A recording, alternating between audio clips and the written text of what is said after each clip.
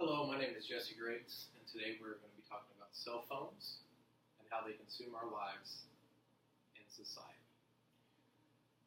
And more specifically, we're going to be talking about how cell phones consume our lives in a negative way. So, statistically, cell phones are being used more now than they ever have been, and it shows as far as people driving with them, as far as people spending more time on their cell phones than they do with their significant other or their spouse.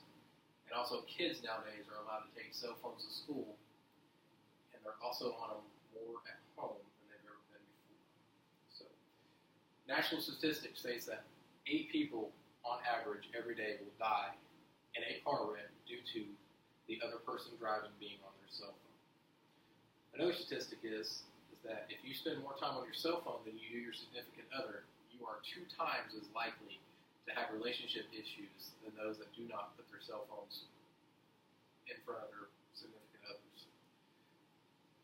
Teenagers from the age of 8 to 12, and recent studies show that they spend approximately 1/3 of their time on their cell phones in a daily routine.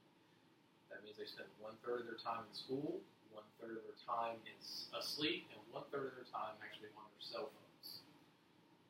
So, some ways that we can improve our times getting off our cell phones is simply putting them down.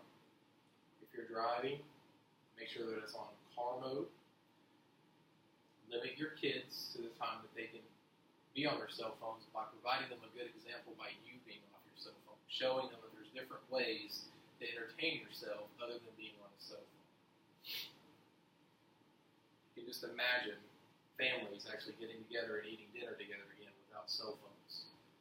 We're doing arts and crafts. We're going to the park without having their cell phone, without having to upload pictures for everybody to see.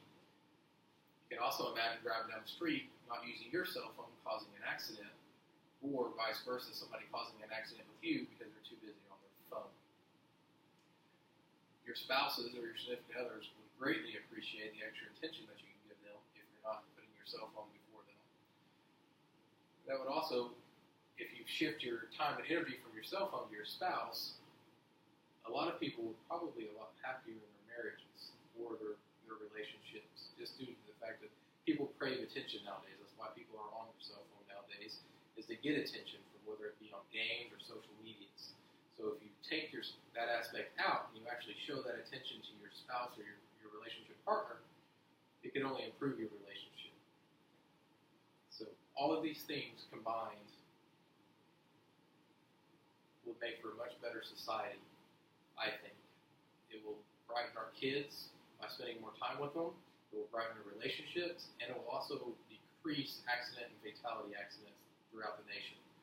So some other sites that you can use, WebMD actually has a site that you can go to that will actually help you curb yourself off of your cell phone.